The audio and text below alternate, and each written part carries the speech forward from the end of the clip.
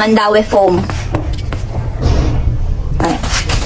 May kasama na siyang fabric polyester na tela. Breathable. Nilagyan ng tela para hindi madumihan yung pinaka-foam natin sa loob. Yung design niya guys, perfect talaga para sa may mga neck and back pain. Nasukat ko na to.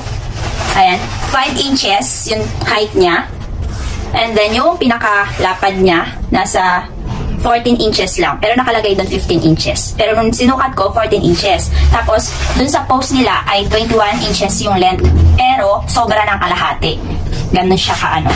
Ganda guys. Mas mahaba. Yung dumating sa akin. Alam nyo ba, 1,000 plus ko lang to nabili. Naka-discount ako.